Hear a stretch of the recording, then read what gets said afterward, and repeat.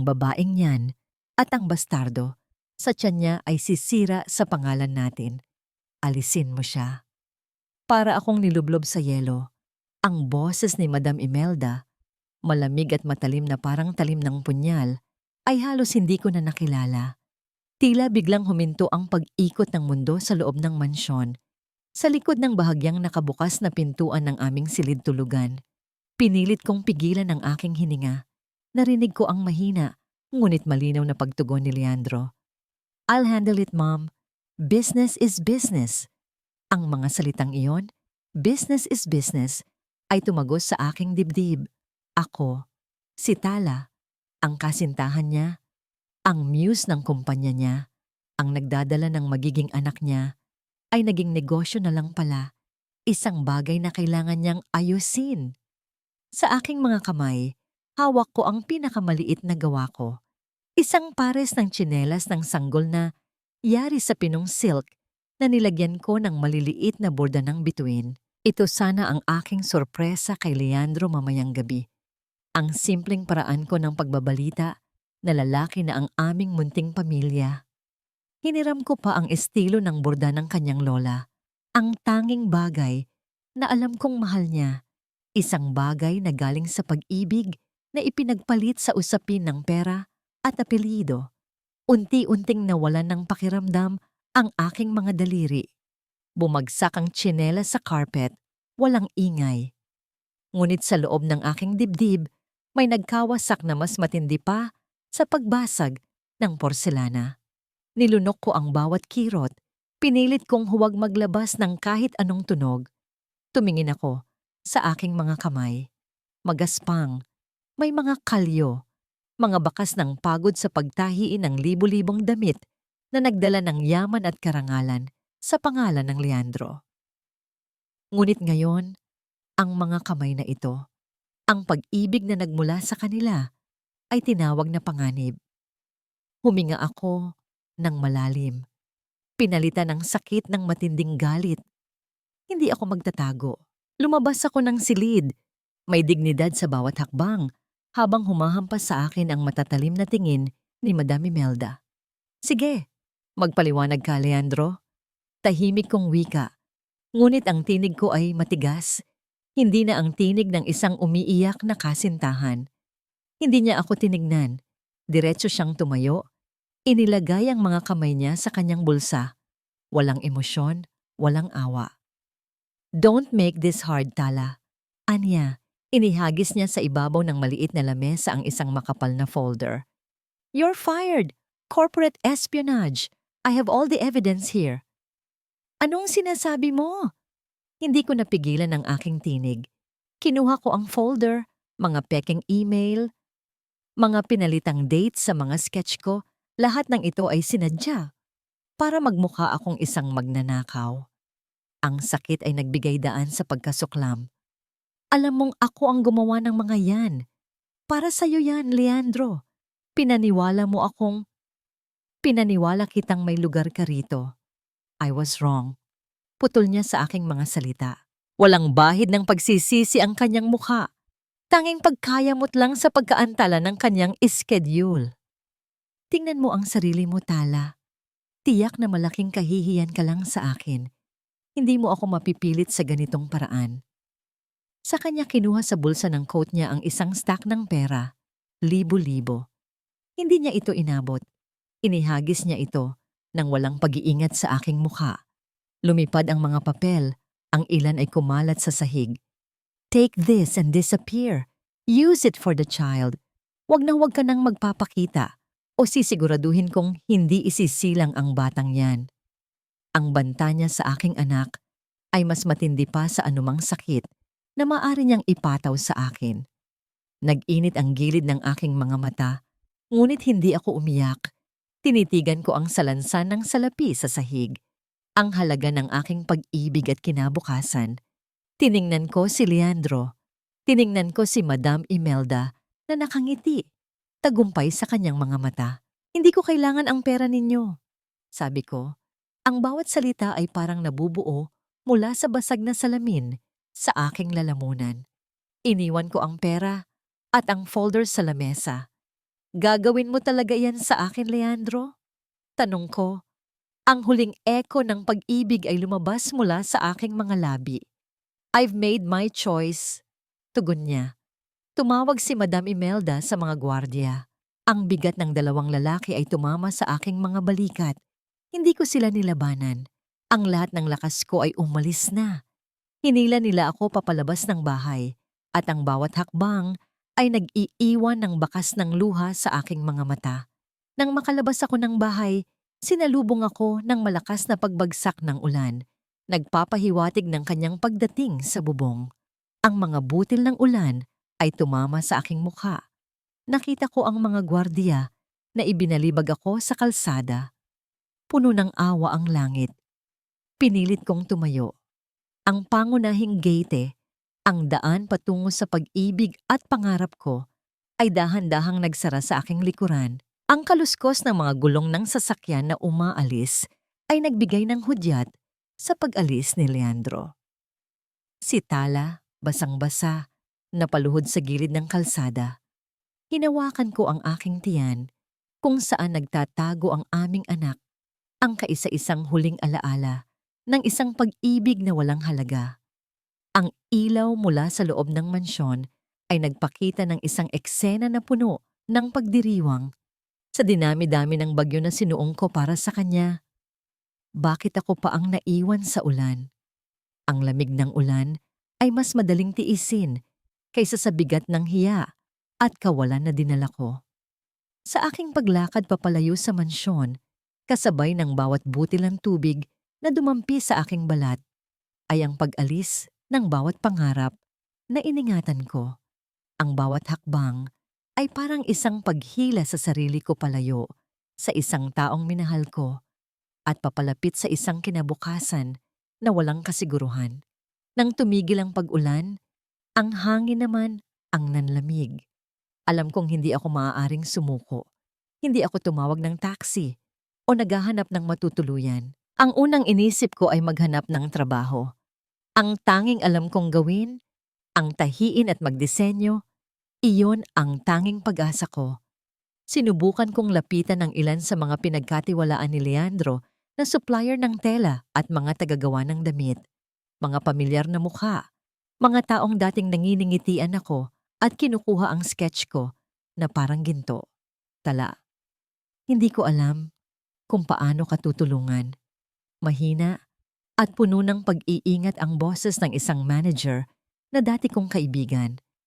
Narinig namin ang balita. Ang Leandro Corp. Malakas sila. I'm sorry, pero walang lugar dito. Ang takot ay malinaw na makikita sa kanyang mga mata. Para siyang natatakot na baka makita ni Madam Imelda na kinakausap niya lang ako. Ganoon kalakas ang influence ng pangalan. Tumanggi ang lahat. Ang bawat pagtanggi ay hindi lamang nagpatigas sa akin, ngunit lalo ring nag-udyok ng gutom sa aking tiyan.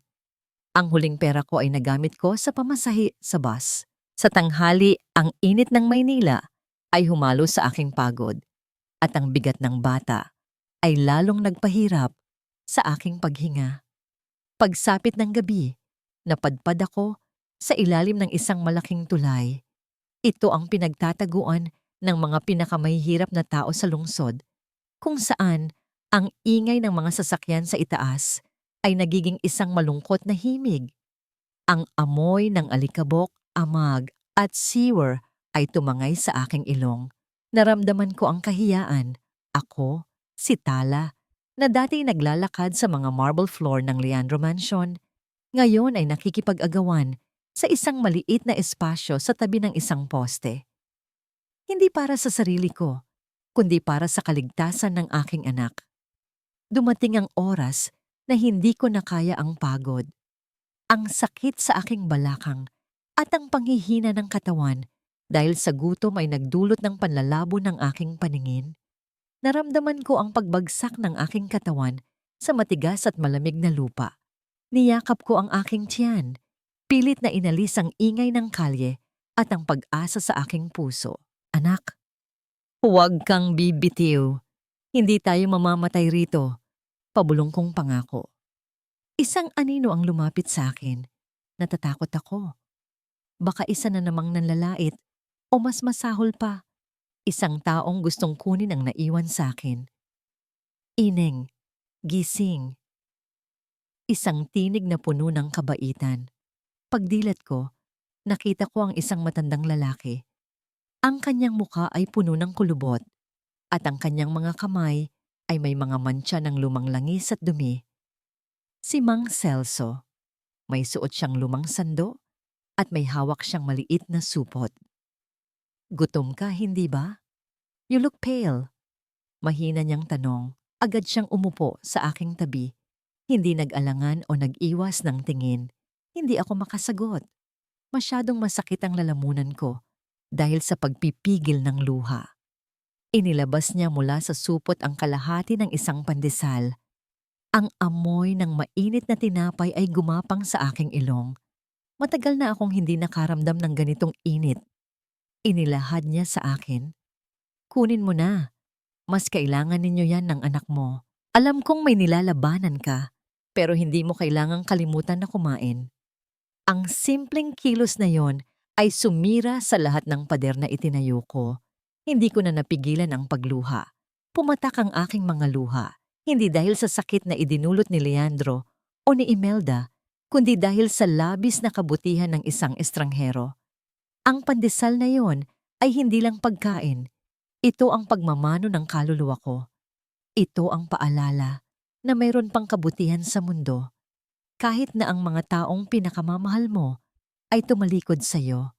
Kinagat ko ang tinapay at sa sandaling iyon, ang tamis ng simpleng pandesal ay lumunas sa lahat ng kapaitan ng aking buhay. Pagkatapos kong kumain, tiningnan ako ni Mang Celso ng matagal. Hinawakan niya ang aking nanginginig na kamay. Pinagmasdan ang mga kalyo at ang mga bakas ng disenyo sa aking palad. Ang mga kamay na yan, hindi para sa pamamalimos, Ineng. Para yan sa paglikha. Huwag mong hayaang ang kadiliman ang maging libingan ng iyong talento. Ang isang pandesal na galing sa puso ay mas masarap kaysa sa anumang handaan sa mansyon ng mga Leandro. Ang simpleng kabutihan ni Mang Celso ay naging matibay na pundasyon para sa pagbangon ko. Kung ang pag-ibig ni Leandro ay kasinungalingan, ang malasakit ni Mang Celso ay totoo at hindi mabibili. Ito ang utang na loob na hindi ko kayang bayaran ng pera. Dinala ako ni Mang Celso sa kanyang maliit na boarding house sa Tondo, isang lugar na siksikan at puno ng buhay. Ang hangin ay mabigat sa amoy ng isda at piniritong pagkain, ngunit ang espasyo ay may init ng pagiging tao. Dito ko nakilala si Aling Nena, ang matabang babae na may malalaking ngiti, na may-ari ng bahay. Siya ay tulad ng isang inang palaka na hindi nagtatanong. Nagbibigay lang ng isang lumang kumot at isang basahan para maglinis ako ng sarili ko. Ay naku, Ineng, walang sikreto dito. Parang langis at suka tayong lahat. Anya ni Aling Nena, habang nagtuturo sa akin ng maliit na sulok na pansamantalang matutuluyan namin. Doon, sa sulok ng silid ni Mang Celso, nakita ko ang isang lumang sewing machine. Hindi ito modernong makina tulad ng sa Leandro Corp, kundi isang lumang manual machine na may mabigat na pedal na gawa sa bakal. Ang kulay nito ay nag-iba na dahil sa kalawang ngunit mukha itong matibay. Matagal mo na bang pag-aari yan, Mang Celso? Tanong ko. Lumapit siya. Hinaplos ang makina na parang isang matandang kaibigan. Oo, Ineng. Noong bata pa ako, isa akong master tailor. Hindi ako mayaman, pero ang aking mga gawa ay ginagamit ng mga matataas na tao hanggang sa nawala ang lahat. Ang kanyang boses ay naging malungkot. May bahid ng isang lihim na hindi pa niya kayang sabihin. Ang mga salitang yon ay nagbigay sa akin ng idea. Gusto kong magtrabaho, Mang Celso. Hindi ko kailangan ng limos. Pwede ba akong manghingi ng mga retaso sa mga supplier mo? Gagawa ako ng mga maliliit na gamit at ibebenta ko. Pambayad sa utang. Tinitigan niya ako. Ang mga mata niya ay maliwanag. Ganyan katala, marangal. Kinabukasan, Lumabas ako at kumuha ng lahat ng uri ng tela scraps sa mga tailor shop sa malapit. Ang mga tao ay nagtataka, pero wala na akong pakialam sa hiya. Ang hiya ay natapos na nang itapon ako ni Leandro. Ang natitira na lang ay ang dignidad ko. Sa loob ng ilang araw, ang makina ni Mang Celso ang naging mundo ko. Hindi tumunog ito ng malakas, ngunit nagbigay lamang ito ng isang malalim at mekanikal na paghinga, isang ritmo na nagpatahimik sa ingay ng aking puso. Ang unang beses na hinawakan ko ang sinulid at karayom, parang umuwi ako sa aking sarili. Hindi na ako nagdidisenyo para sa pangalan ng Leandro. Nagdidisenyo ako para sa sarili ko, para sa aking anak. Ang bawat tahi ay isang panalangin. Ang bawat scrap ng tela ay isang piraso ng aking pagbangon. Ginawa kong mga small purse at tote bag ang mga retaso. Gumamit ako ng mga hand-stitching techniques na itinuro sa akin ni Mang Celso. Ayos yan, Ineng. Ang ganda ng embroidery. Mayaman ang kaluluwa mo, hindi ang bulsa mo. Puri ni Aling Nena. Si Aling Nena ang nagbenta ng mga produkto sa palengke. Ang unang sale ko, isang small purse na nagkakahalaga ng 150 piso. Ang barya ay mabigat sa aking palad. Hindi ito milyon, pero ito ang unang legit na pera na kinita ko mula noong umalis ako sa mansyon. Ito ang katibayan na may kakayahan akong bumangon. Isang hapon, habang nagtitinda si Aling Nena sa tabi ng stall ng gulay, isang babae na may malaking sunglasses at mukhang may kaya ang huminto. Tiningnan niya ang isa sa mga small purse na may disenyong geometric. Ang galing ng tahi. The structure is so clean. Tagal ko nang hinahanap ang ganitong quality. Wika ng babae habang sinisipat ang purse. Lumingon siya kay Aling Nena. Sino ang gumawa nito?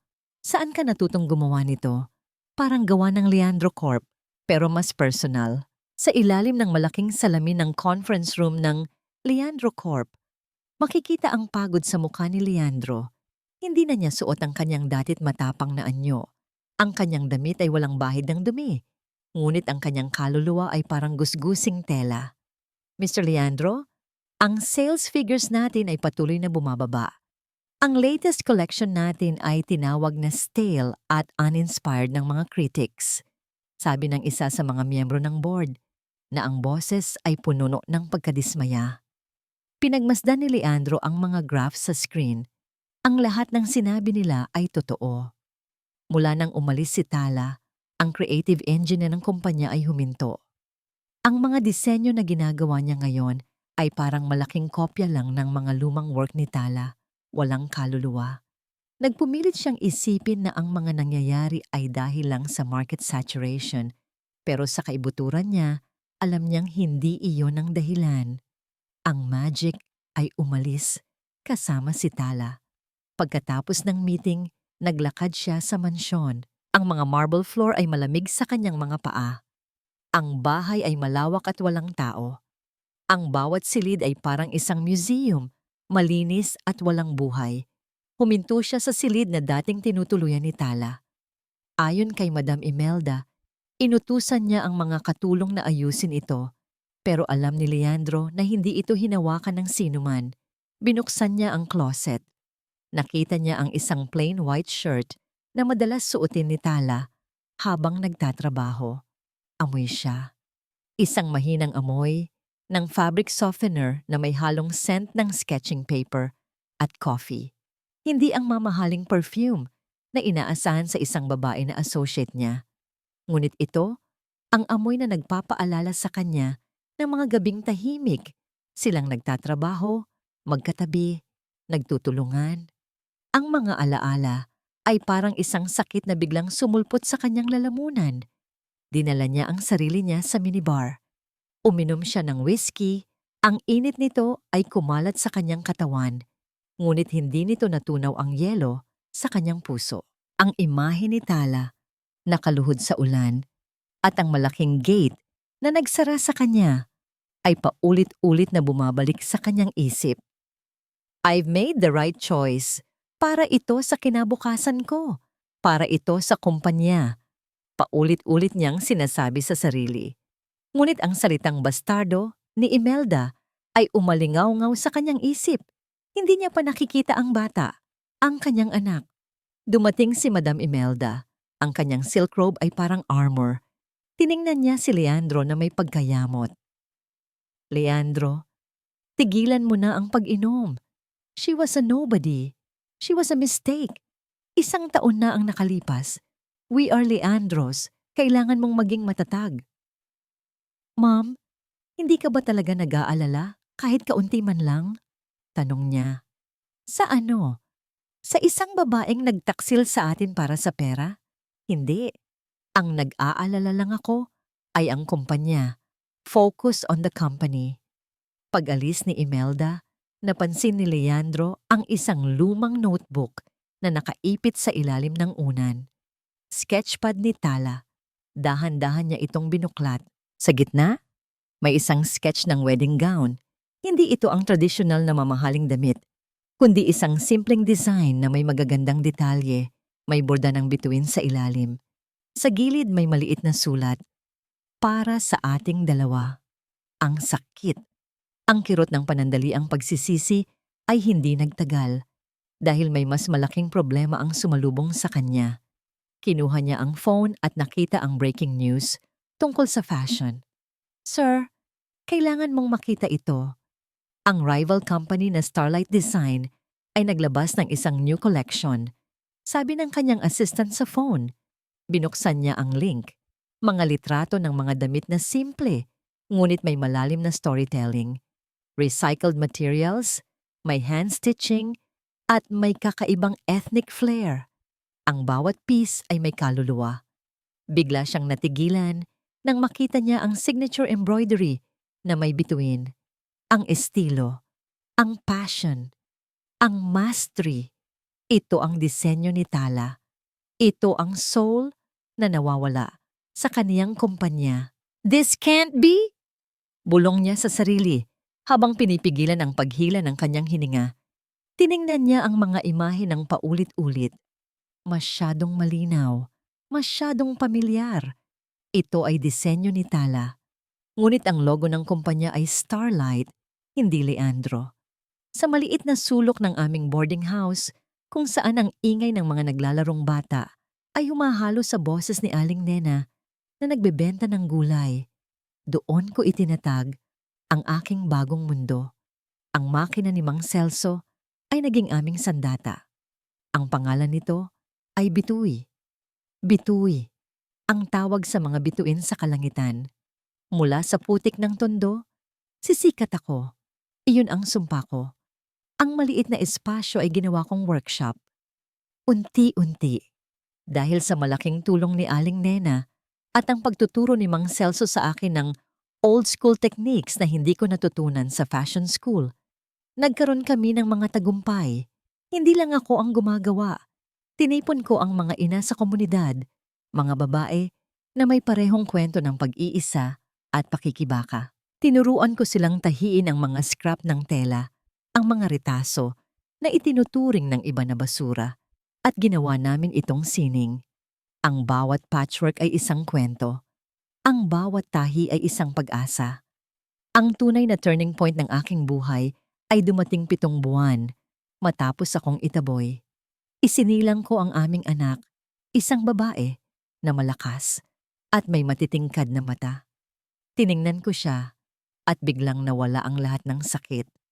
Ang anak ko, ang aking rebirth, ang liwanag ng kanyang presensya, ang nagbigay pangalan sa kanya. Bituin. Ang aking munting bituin. Mula noon, naging ganap ang aking determinasyon. Nagtrabaho ako ng masigla. Pinagsasabay ang pag-aalaga kay Bituin at ang paggawa ng design. Si Bituin ay ang aking inspiration at motivation. Si Aling Nena ang naging aking babysitter at assistant, habang si Mang Celso ang aking mentor. Dahil sa word of mouth at ang distinct quality ng aming mga produkto, nagkaroon kami ng mga seryosong client. Isang araw, may lumapit sa akin na legal counsel mula sa isang NGO Si Attorney Reyes, isang seryoso, matalino, at may magalang na pag-uugali. Hindi siya nagtatanong tungkol sa aking nakaraan, kundi sa aking future. Tala, ang iyong business model ay sustainable at socially responsible. Gusto naming tulungan ka sa legal aspect, copyright, business registration. Anya, ang kanyang boses ay nagpapakita ng paggalang. Ang tulong niya ay professional lamang, walang halong anuman. Ito ang nagbigay ng dignity sa aking trabaho, naging opisyal. Ako ay si Tala, isang legit na negosyante. Ngunit ang kasamaan ay may mahabang kamay. Nang maging matatag na ang bituin, dumating ang babala. Isang hapon, habang nag-aayos kami ng mga order, may dumating na 2 malaking lalaki.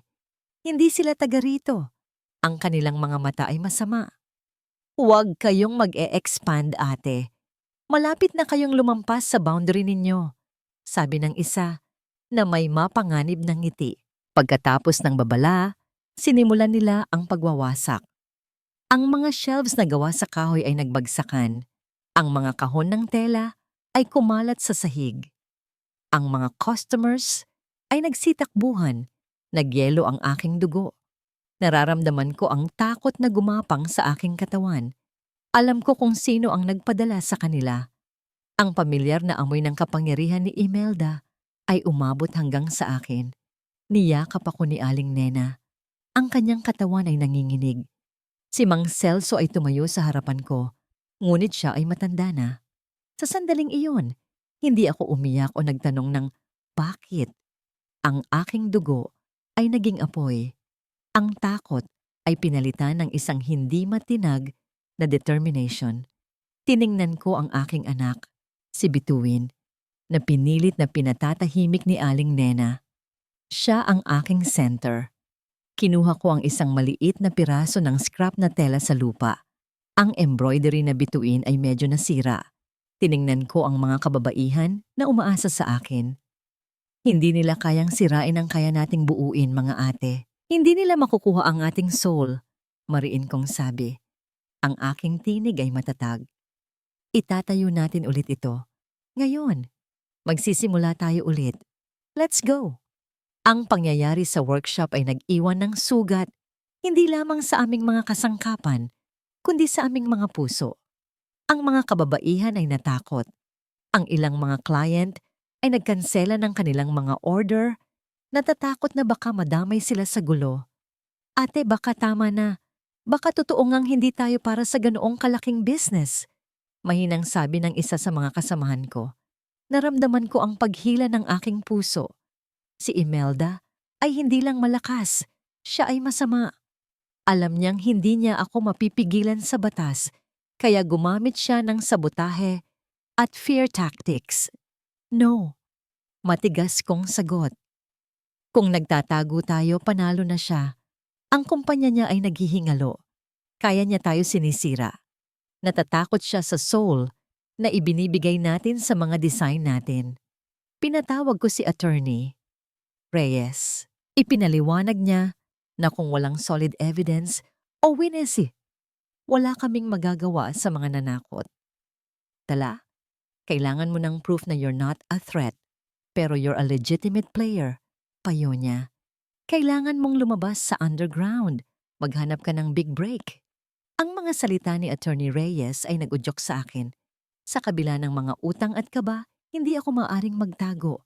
Nalaman ko ang tungkol sa isang local competition para sa mga social enterprise na pinamumunuan ng isang well-known fashion council.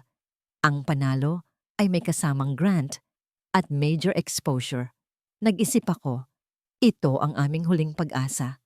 Ang tema ng kompetisyon, rebirth, pagsilang muli. Napangiti ako ng mapait. Ang temang iyon ay parang nilikha para sa akin. Ako ang taong muling isisilang. Matiyaga kong ipinaliwanag kay Mang Celso ang aking ideya. Gagamit kami ng mga recycled materials at natural dyes na kinuha namin sa paligid ng tondo. Ang bawat tahi ay magkukwento ng aming paglalakbay mula sa madilim na kalsada patungo sa pag-asa. Si Bituin ang aking inspiration. Gawin mo, Ineng.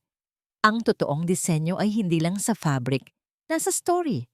Sabi ni Mang Celso, ang kanyang mga mata ay nagniningning. Upang makabili ng pinakamahusay na mga thread at embroidery material, ginawa ko ang isang bagay na matagal ko nang pinipigilan. Kinuha ko ang lumang jewelry box na ibinigay sa akin ng aking ina. Ang solitaire pendant na ginto, ang tanging naiwan sa akin. Kahit na maliit lang ang halaga nito sa Leandro Corp. Sa akin, ito ay alaala ng pamilya. Hindi ako nag-alinlangan. Ibinenta ko ito. Ang piece ng jewelry ay naging thread ng aking pag-asa. Sa huling sandali, natapos ko ang entry. Ang disenyo ay isang simpleng damit na may intricate na embroidery ng mga bituin. Isang masterpiece ng hand-stitching. Ito ay elegante at humble. Pagdating ko sa venue ng kompetisyon, ang kaba ay naging isang malamig na kamay na humawak sa aking lalamunan. Ang ibang contestants ay galing sa mga sikat na paaralan. Ako lang ang nagdala ng dust at smell ng tondo. Nagsimula ang review ng mga entry. Ibinigay ko ang aking notebook sa receptionist. Nang binasa niya ang aking pangalan, Tala, at ang pangalan ng aking tatak bituwi, naramdaman ko ang takot na humalo sa excitement. Bago ako umalis, tiningnan ko ang judges table. Ang huling judge na nakaupo sa gitna ay si Cynthia. Si Cynthia, ang tanyag at matagumpay na CEO ng Starlight Design, ang pangunahing rival ng Leandro Corp, ang babaeng nakita ko sa news na mayroong koleksyon na kahawig ng mga disenyo ko. Ang kanyang mga mata ay matalas at walang emosyon. Tumingin siya sa aking entry at sa sandaling iyon, hindi ko mabasa kung siya ba ang magiging susi sa aking tagumpay o ang panghuling pako sa kabaong ko. Ang charity ball na inorganisa ng Leandro Corp ay hindi tungkol sa pagbibigay. Ito ay tungkol sa image at damage control. Sa loob ng 2 taon, lalong lumala ang reputasyon at sales ng kumpanya ni Leandro. Ang press ay nag-aabang sa bawat galaw niya. Ang event ay ginanap sa mismong tondo, isang marangyang tent, sa gitna ng mga kubo, isang matalim na pag-iiba. Si Leandro, nakasuit, ay pilit nang ngumingiti habang pinipirmahan ang mga check. Ang kanyang mga mata ay nananatiling walang buhay, tila naghahanap ng isang bagay na matagal nang nawala. Ang bawat applause ay parang hungkag na tunog sa kanyang tainga. Ang pag-iiba ay malinaw. Ang mga mayayamang dumalo ay may amoy ng mamahaling perfume, habang ang mga tao sa komunidad ay may amoy ng sariwang hangin at kahirapan. Habang nagtatalumpati si Leandro, may biglang nangyari. Ang host ay inanunsyo ang pagdating ng isa sa mga featured social enterprises na partner ng event. Ngayon, ipakikilala namin sa inyo ang Bituwi. Isang brand na nagpapatunay na ang waste ay maaring maging wonder. Biglang tumigil ang paghinga ni Leandro. Tiningnan niya ang entablado. Hindi siya makapaniwala sa nakita niya. Si Tala. Nakasuot siya ng isang simpleng damit na may burda ng mga bituin. Ang kanyang aura ay mas maliwanag kaysa sa lahat ng chandelier sa tent. Nakita niya ang determinasyon at passion sa kanyang mukha. Hindi siya ang babaeng umiiyak sa kanyang mga sketch. Siya ang master designer. Siya ang Tala na nawawala sa kumpanya niya. Habang nagsasalita si Tala tungkol sa bituwi, naglakad si Leandro sa gilid ng tent. Sinubukang maging hindi kapansin-pansin. Ang mga salita ni Tala ay parang echo sa kanyang puso. Nang matapos siyang magtalumpati, ang mga tao ay nagpalakpakan ng todo. Isang tunog na nagpaparamdam kay Leandro ng kanyang emptiness. Biglang nakita niya si Mang Celso. Ang matandang lalaki ay nakaupo sa isang silya at sa kanyang kandungan may isang toddler na babae. Ang bata ay may malaking, malinaw na mga mata. Ang eksaktong kopya ng mga mata ni Leandro. Ang kanyang bibig ay bahagyang nakabukas, ang kanyang anak. Ang bata na tinawag nilang bastardo. Ang kanyang puso ay nagbigay ng isang matinding kirot. Hindi na siya makahinga. Ang sakit na naramdaman niya ay nagdulot ng panlalabo ng kanyang paningin.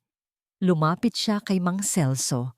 Ngunit bago pa siya makapagsalita, may isa pang anino ang dumating. Leandro, anong ginagawa mo rito? Maghanap ka ng VIP na kakausapin mo, sabi ni Madam Imelda na may air ng authority. Ngunit nang tumingin siya sa direksyon ni Mang Celso, ang kanyang muka ay biglang nagbago. Ang kulay ng kanyang balat ay naging puti at ang pearl necklace niya ay tila nanginginig. Tatay?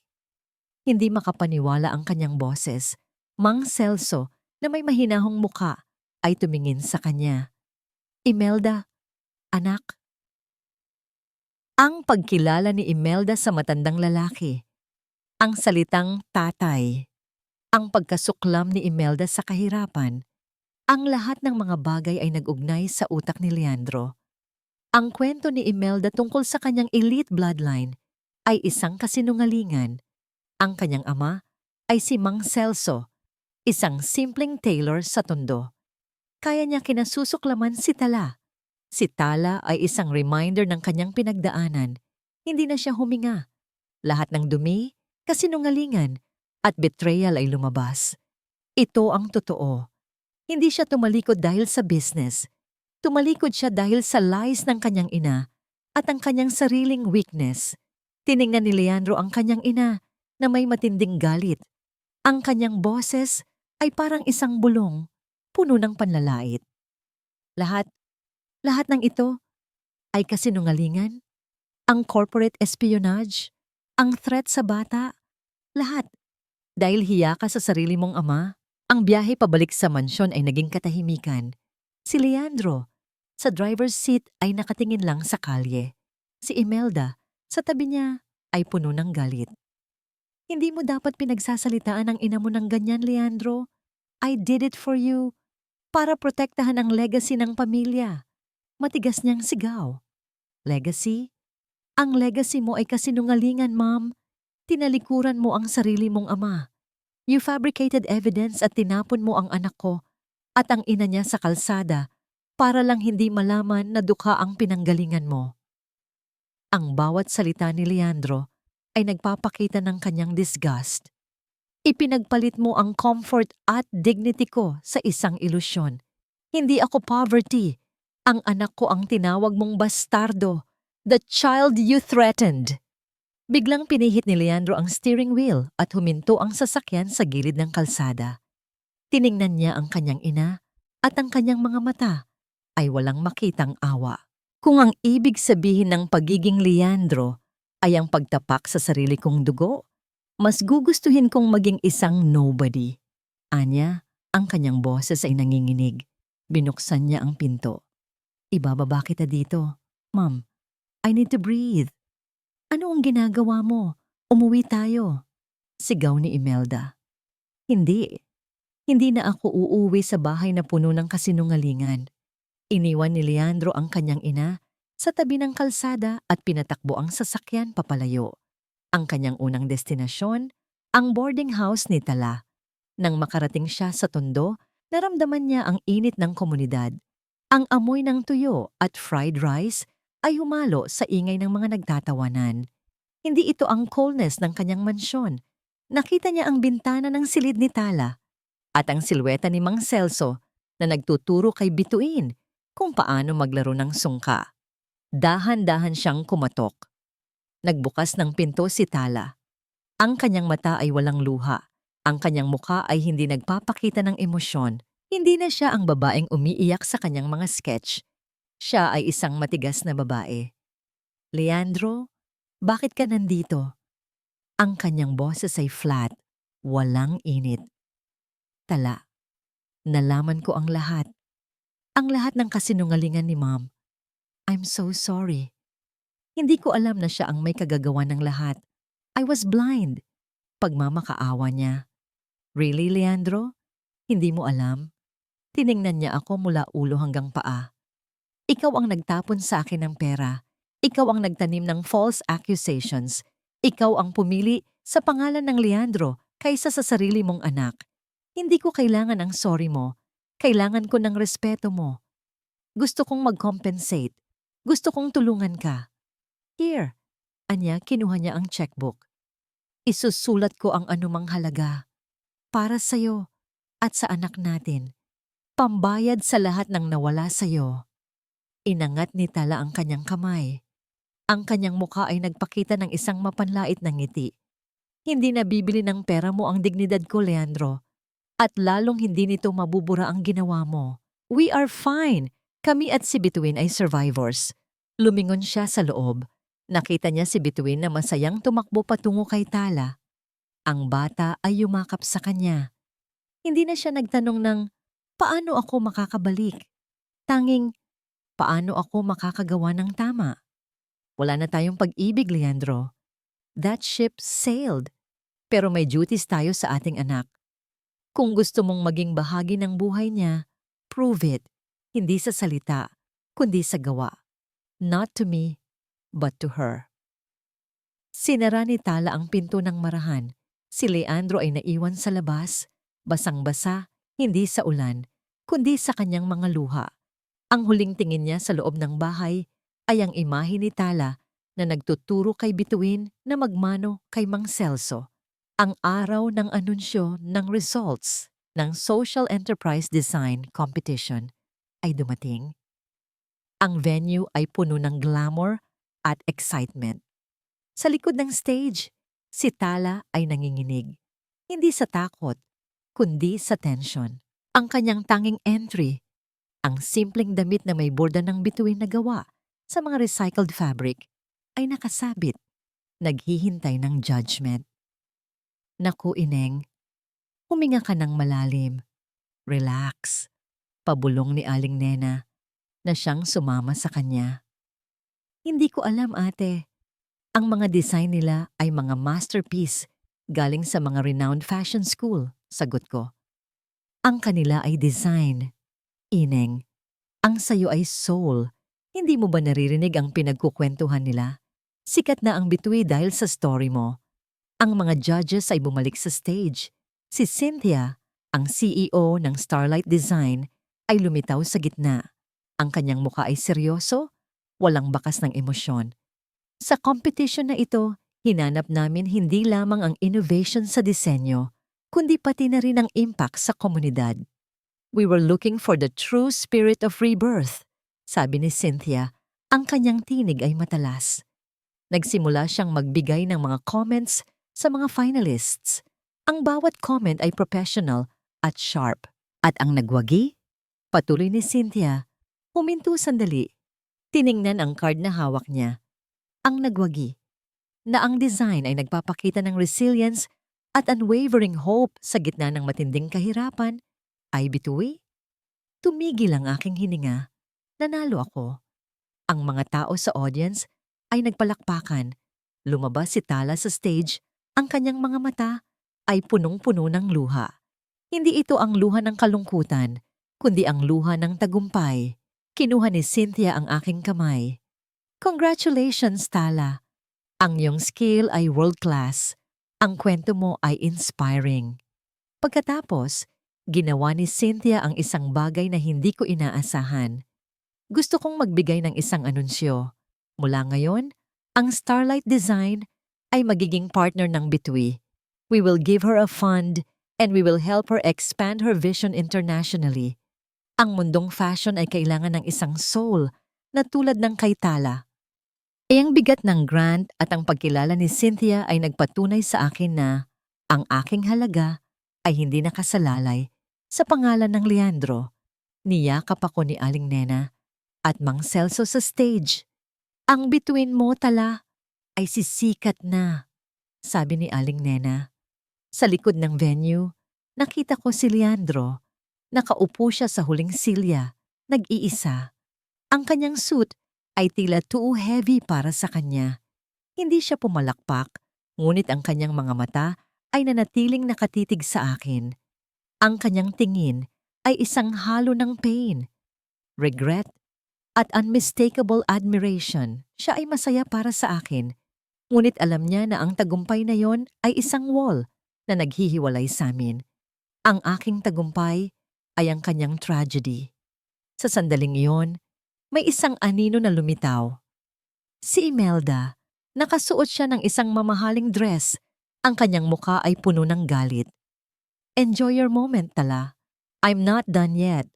Anya, ang kanyang boses ay parang isang bulong ng ahas na puno ng lason. Akala mo ba, isang grant lang ang makakapagtapos sa akin?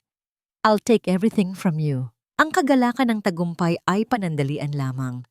Pagkatapos ng fashion show ng Bitui, kung saan nagkaroon kami ng standing ovation dahil sa kakaibang lakas ng aming mensahe, ang matinding stress ay humalo sa takot na dala ng babala ni Imelda.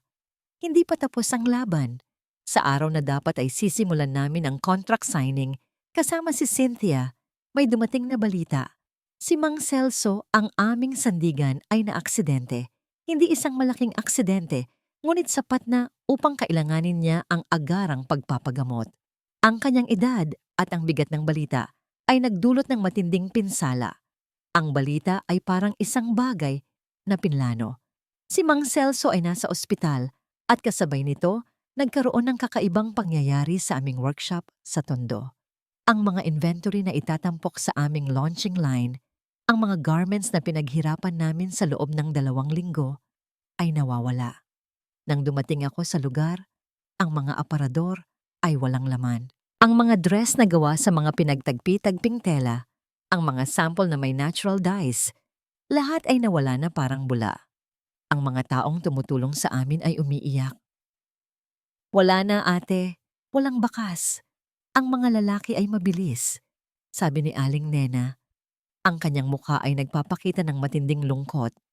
Ang aking puso ay umikot sa sakit. Ang huling opportunity ko, ang huling pag-asa na makalaya sa kahirapan ng may dignidad, ay kinuha. Sa sandaling iyon, nais kong isuko ang lahat. Gusto kong bumalik sa dating buhay, kahit na ang kapalit ay ang pagdusa sa pangalan ng pag-ibig. Ngunit ang pagtingin ko kay Bituin, na nakaupo sa tabi ni Aling Nena, na nagdo-drawing ng mga bituin sa isang piraso ng papel, ay nagpatigil sa akin. Hindi ako pwedeng bumigay.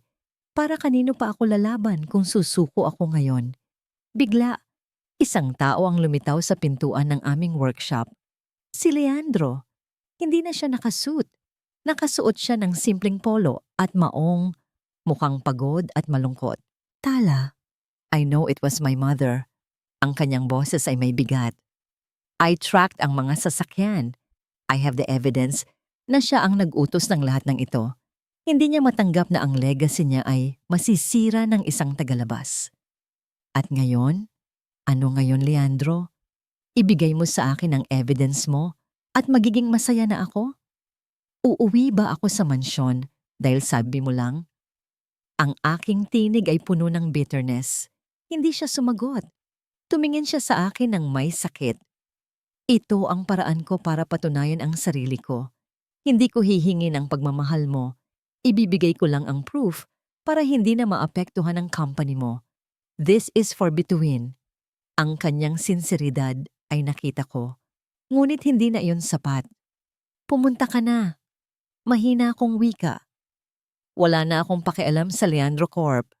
Nang umalis si Leandro, sinubukan kong kumalma. Kailangan kong mag-isip. Sa kalagitnaan ng gabi, habang ang lahat ay natutulog, kinuha ko ang lahat ng tela na natira. Ang mga swatches at small scraps na hindi pa nila nakukuha. Sa ospital, inayos nila si Mang Celso sa isang pribadong silid. Ang kanyang mga mata ay nakapikit. Mang Celso, pabulong kong sabi, habang hinahawakan ng kanyang kamay. Kailangan kong gawin ito. Kailangan kong patunayan na ang Bitui ay hindi kayang sirain. Hindi siya sumagot, ngunit ang kanyang mga labi ay tila gumalaw. Binalikan ko ang workshop. Kasama ko si Aling Nena at Attorney Reyes. Ang deadline ng kompetisyon ay sa madaling araw na. Wala kaming koleksyon. Kinuha ko ang lahat ng natirang tela. Ito na lang ang meron tayo. Sa loob ng ilang oras, gagawin natin ang pinakamaganda at pinakatotoong masterpiece na kaya nating gawin. Walang sleep, para kay Mang Celso, para kay Bituin, para sa atin. Ang team ay tumango. Alam nila ang nakataya. Nag-umpisa kami. Ang init mula sa mga ilaw ng workshop ay tumagos sa lamig ng gabi.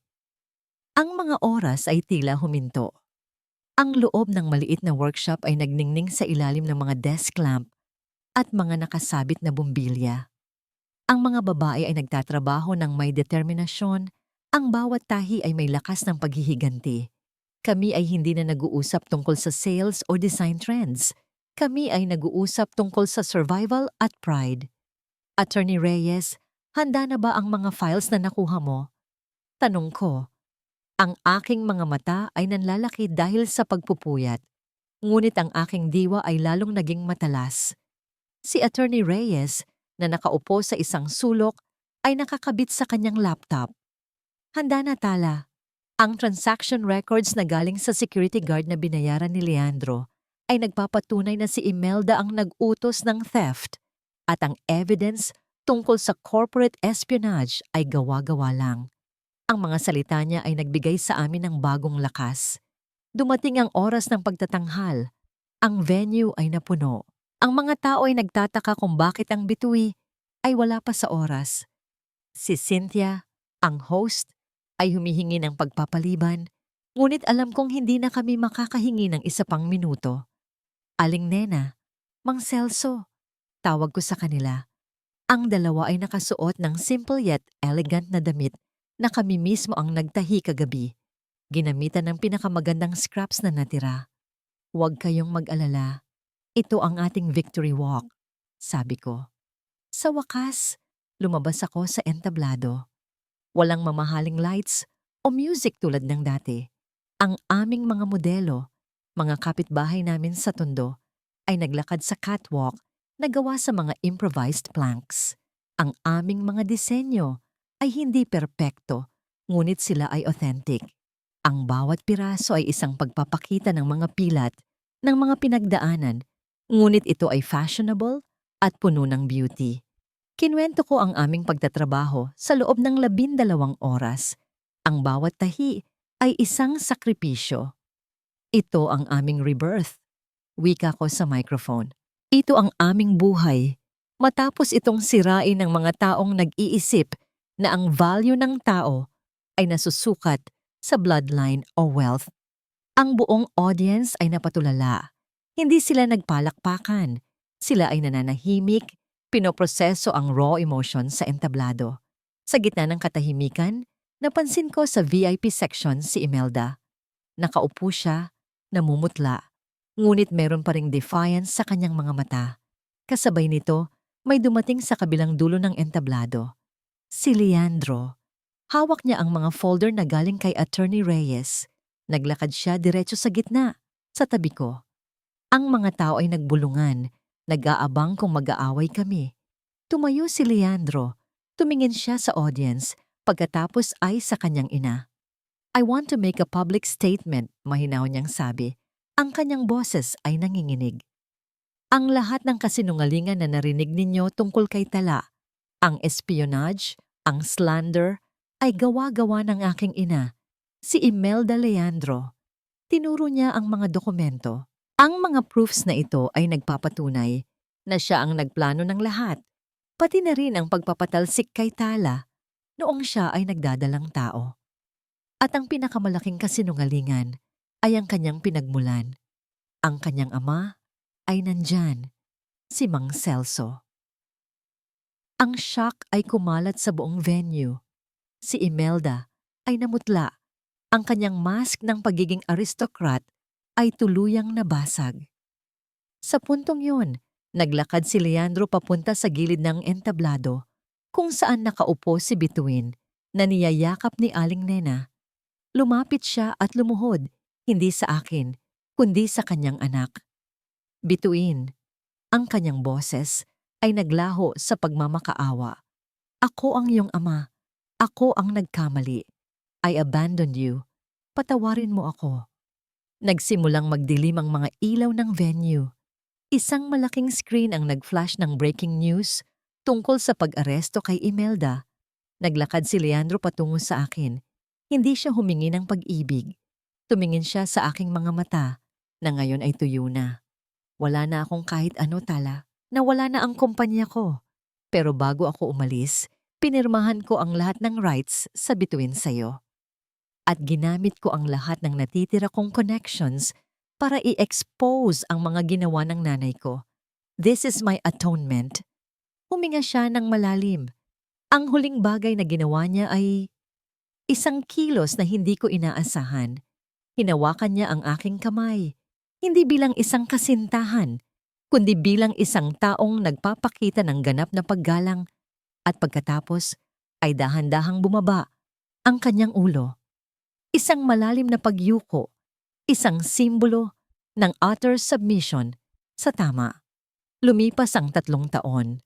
Ang panahon ay hindi naghintay sa sinuman, lalo na sa mga naghahanap ng kapatawaran. Ang skandal na bumagsak sa pamilya Leandro ay nagdulot ng financial devastation. Ang Leandro Corporation ay tuluyan ng nawala at ang dating malawak na mansyon ay naibenta upang mabayaran ang mga utang. Si Imelda, na pilit na isinara ang sarili sa mundo, ay nabubuhay sa isang maliit na kondo, nag-iisa sa kanyang karangyaan na ngayoy puno ng hiya at pag-iisa. Ang kanyang pride ang nagbunsod sa kanya para mawala ang lahat. Sa kabilang banda, ang pangalan ng bituin ay hindi na isang simpleng tatak sa tondo. Sa tulong ni Cynthia, ang brand ay lumaki. Naging isang successful social enterprise na nagbibigay ng trabaho sa daan-daang kababaihan. Ang aming headquarters ay hindi isang glass tower, kundi isang malaking warehouse na may mga natural light at airy space. Isang simbolo ng transparency at growth. Ang pinakamahalaga, ang aming pamilya ay buo. Kahit hindi ito ang pamilyang inaasahan ko noon. Nakatira kami ni Bituin kasama ni Mang Celso at Aling Nena. Si Mang Celso, naganap ng nakabawi, ay ang aming creative director at ang kanyang mga lumang teknik ay siya pa ring nagpapatingkad sa aming mga gawa. Si Bituin, na ngayon ay 4 na taong gulang, ay lumaki na nakikita ang lakas ng kanyang ina at ang pagmamahal ng kanyang mga lolo at ola. Ang aking puso ay kalmado na. Hindi ko na kailangan ng apoy para ipaglaban ang aking sarili. Ang aking happiness ay hindi na nakasalalay sa pagpapatunay sa sinuman. Isang Sabado, nakita ko si Leandro. Nakatayo siya sa labas ng aming bagong flagship store sa isang upscale mall, isang lugar na hindi ko inakala na maaabot namin. Nakasuot siya ng simpleng damit. Hindi siya nagtangkang pumasok. Lumabas ako, kasama si Bituin. Leandro, bati ko. Ang aking tinig ay mahinahon, walang bitterness. Tala, maganda ang store mo. Mukhang masaya ka, sabi niya. Tumingin siya kay Bituin at ang kanyang mga mata ay naging malabo. Ito ay ang look ng isang ama na hindi kailanman magkakaroon ng karapatang maging ama. Bituin, say hello to Tito Leandro, sabi ko. Tumakbo si Bituin sa tabi ko at pagkatapos ay tumingin kay Leandro. Sa isang spontaneous gesture, inabot ng bata ang kamay nito sa kamay ni Leandro. Hindi naman siya nagtago. Hello po, malamig na sabi ni Bituin.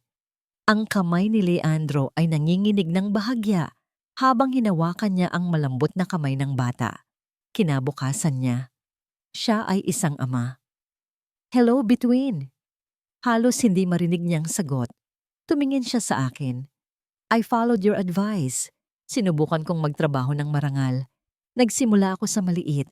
It's hard, pero worth it. Binayaran ko ang lahat ng utang ko. Wala na akong Leandro fortune, pero may peace ako. I'm glad to hear that, Leandro. Tugon ko.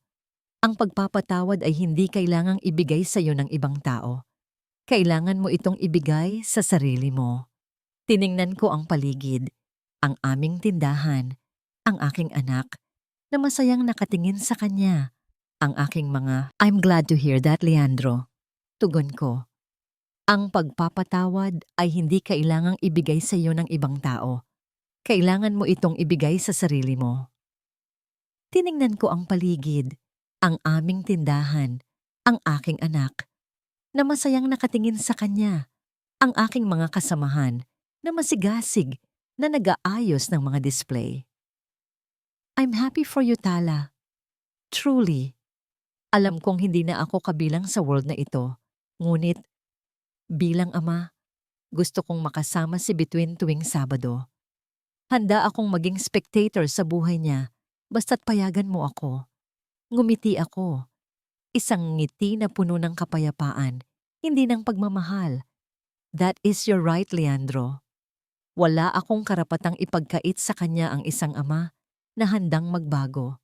Pero tandaan mo, ang lahat ng visits mo ay dito lang. Hindi sa mansyon, hindi sa isang castle. Dito, sa mundong binuo ko. Nagpaalam siya kay Bituin ng may matinding pagmamahal, isang kilos na walang drama, puno ng paggalang. Pagkaalis ni Leandro, hinawakan ko ang kamay ni Bituin. Ang araw ay sumisikat ng maliwanag. Hindi na nagpapahiwatig ng baha o lamig, kundi ng warmth. Let's go inside, my little star. Bulong ko. Pumasok kami sa tindahan, kung saan si Mang Celso at Aling Nena ay naghihintay. Tumingin ako sa salamin sa loob ng tindahan. Nakita ko ang aking sarili. Hindi isang asawa, hindi isang tagapagmana, kundi isang entrepreneur, isang mother, isang survivor. Ang hiya ng nakaraan ay naglaho. Ang pain ay naging wisdom. Ang love na hinanap ko sa isang lalaki ay natagpuan ko sa sarili ko at sa pamilyang pinili ko. Sa wakas, ako ay malaya. At sa wakas, ako ay buo. Mahal kong mga tagapakinig, sa bawat pag-uulit ng paghinga ni Bituin, sa bawat paggabay ko sa kamay ni Mang Celso, at sa bawat tahi na ginawa namin sa Tondo, naramdaman ko ang inyong presensya. Maraming salamat sa inyong walang sawang pakikinig at pagdamay sa bawat yugto ng buhay ni Tala.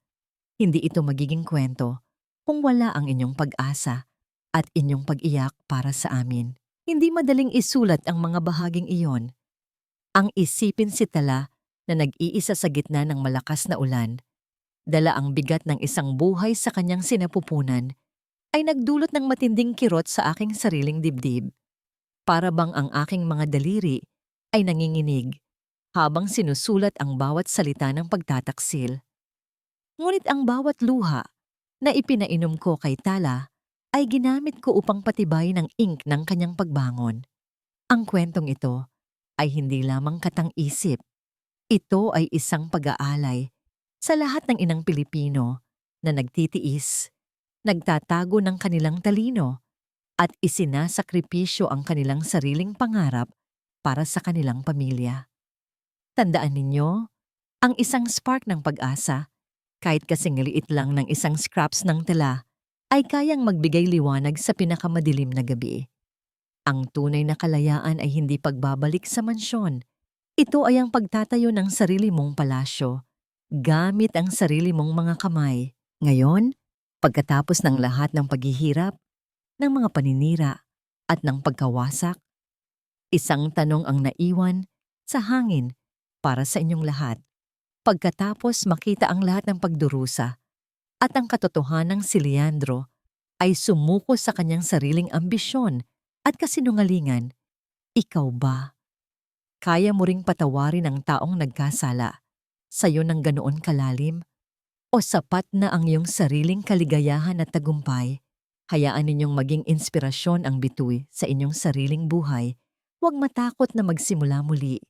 Kung nagustuhan ninyo ang paglalakbay na ito, huwag kalimutang magbigay ng like, i-share ang kwentong ito sa mga kaibigan na nangangailangan ng inspirasyon, at iwan ang inyong mga saloobin sa comment section. Ang inyong boses ang nagpapatuloy sa bawat kwentong isinusulat. Maraming salamat at paalam.